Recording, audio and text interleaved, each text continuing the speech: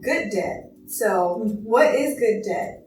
So usually it's debt. Obviously, it's debt that helps you generate wealth. Okay. Just and obviously in everything that you do, you want to make sure that you obviously take calculated risk, right? You just don't want to go purchasing because, this generates wealth. You want to look at your personal finances. So let's say, for example, you look at your budget, you're able to purchase a home, you're able to get a loan, you have your fund to be able to pay for this mortgage in case you have an emergency. All those things are for you to be responsible.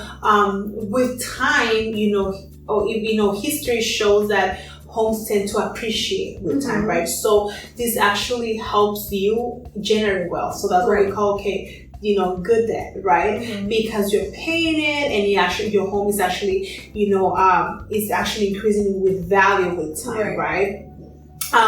So the other thing obviously is education, right? I feel like that's a hot topic because there's so many people who went to college, they graduated, and they have so much debt, like 6-figure debt. Is that still considered a good debt? I think for that one, we really have to make sure that they're doing their budget as well, because sometimes I will say no, especially for schools that, are not accredited and they close down, like it happened to a lot of people, and now they have bad debt, now it becomes bad because you cannot really say that you have a certification or a college degree and they close down and you have no credit. So you really have to make sure that you look at what is the value that is bringing me in terms of in terms of my education, the type of positions and salary that I can get, and compare it. So that one is very hard because you are investing in yourself, but you want to make sure that you get your investment back. So you have to be very cautious with that one. It is a very hot topic because we do have to make sure that what you're putting in is gonna come back out. So definitely, I think it's really looking into it person to person, very, very personalized in terms of that. Just because, especially when you're younger, you could believe this is the right way because everybody tells you that, and then once you kind of graduate, that might be not the, maybe that was not the best option for you. So, and that's why we have to value community colleges as well, where you can save so much. But sometimes when you're so young, you really sometimes don't have don't know what kind of questions to ask to be able to kind of see if this is right for me or it's not the best, right? In terms of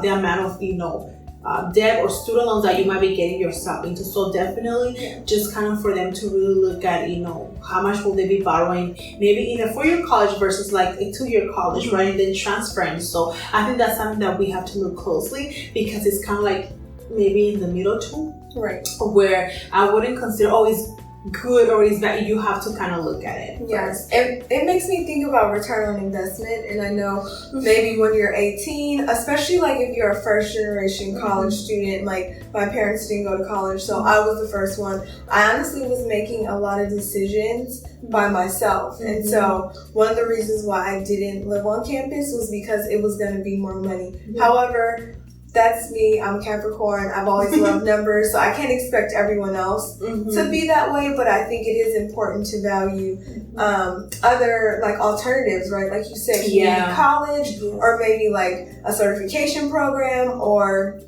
not going to a big name school if they're not giving you big name money. If they're not giving you the money to go there, it's okay to go to another 4-year.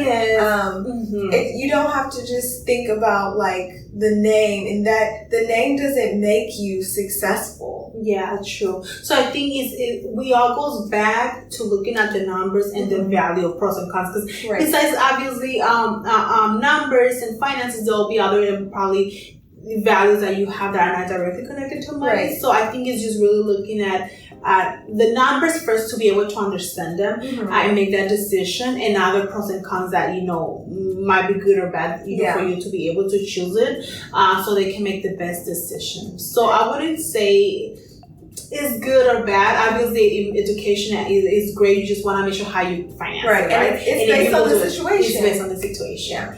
The other I would is when you're gonna start your business, right?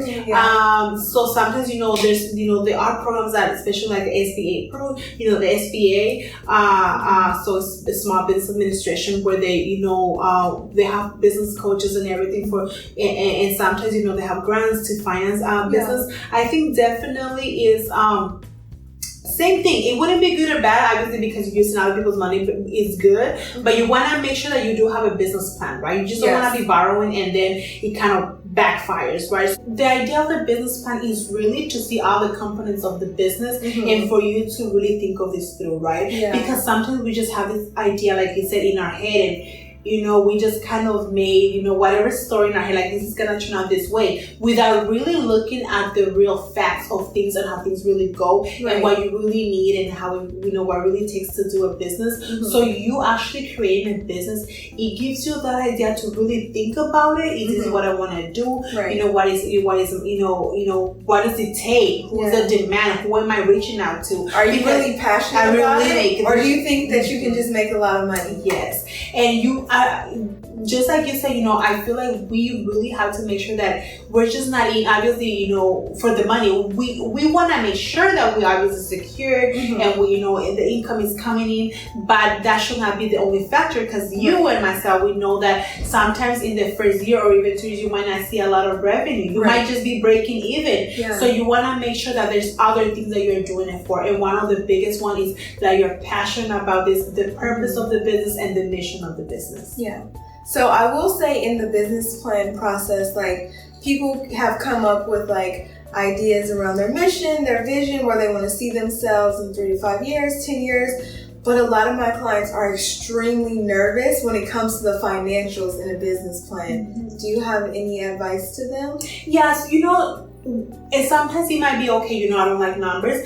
That's fine. However, you just know that at the beginning for you is the, especially if you're growing, is really for you to start really looking at the numbers coming in and out, and just kind of like we do in Finance Friday, you have to take calm down, relax, meditate, because at the end of the day, if you don't know your numbers, how are you going to be able to make decisions? Once you start growing, definitely like with the SBA, Small Business Administration, they have coaches, they have business coaches to have the specialists in accounting. So don't make that stop you. There's a lot of components of a business, and you don't want to stop your passion or your business because of something, which is fear. Because really fear is just like the unknown or something that I don't know. But there'll be people in the journey to help you with this. So definitely, I think just calming down and just seeing that is just another thing when it comes to business. Because even right now, all of us, whether we know it or not, if we are the ones that get paid, we are managing our money. Even if we don't know the terminology, even if you don't have a budget, you still have a budget. It might be until the money is gone, but it's an official budget. So that's the same thing, because once you have a business, it can be maybe more like structured, like, hey, this is how you do a business. But this is what you're supposed to be doing with your personal finances anyways.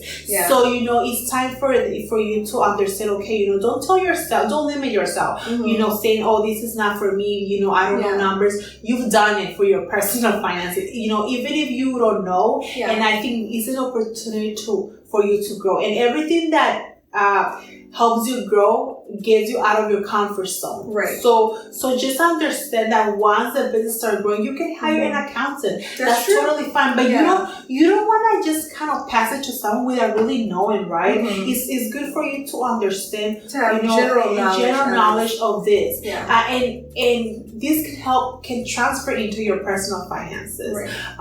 So I think the best thing to know is understand, okay, why do I have this fear? Why do I tell myself that I cannot do it?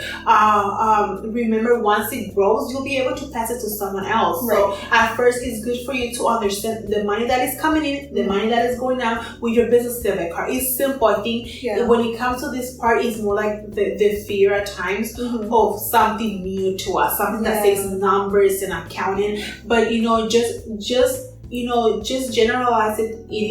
It is the money coming in and out of my business. So I think that's the best part. And not to tell yourself that that this is not for you. Right. Yes, you know, once it grows, you can give it to someone else, but you want to see it yourself. And remember, you know, if you're able to pay a bill in your personal finances, you just transferring this into the business identity. So definitely, that's a great way to look at it. Yeah, so definitely just be able to see it as it's growing. Once it keeps growing, you can talk to, you know, to different people that do accounting. Especially, I will definitely suggest someone that has experience in that particular business, because every business is a little bit different. Right. So just for you to kind of feel, you know, more comfort in knowing, and kind of like for you for you to know that this person has worked in accounting with this type of business. Yeah. If that's what, you know, gives you more peace. But definitely you want to look at the numbers, you know, relax. Just know that it's another part of the process. Don't take it personal. Kind of try to detach from it and see, okay, you know, I'm gonna learn something,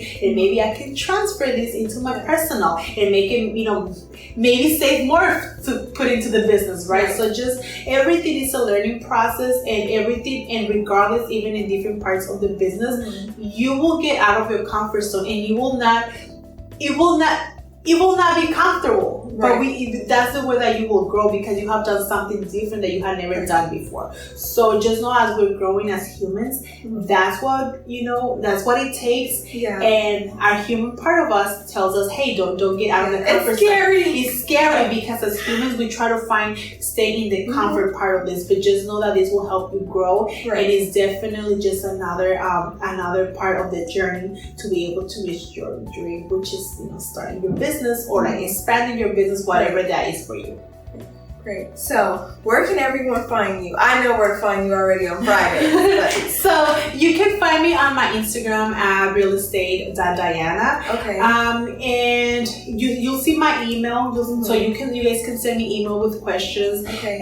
And my LinkedIn is there. You can add me to LinkedIn. Perfect. And my phone number is there. So all those are actually there. So once you go to my business page, you'll be able to see all of that. And all the info about Bilingual Finance Friday is there as well. So we always kind of promoting it every week, so you'll be able to see it. And then usually we use my profile for Bilingual Finance Friday. Sometimes we use Christina, which she actually does the media. So shout out to REEM MEDIA as well for that. And yes, just ask me any questions if you want to just DM me, because you know some people are more like private. That's understanding. You know, you can ask just in the DM, and we keep everything confidential. We just want to make sure that people like stay educated about finances. Yeah, they have access. Yes, Thank you, Diana. You're welcome.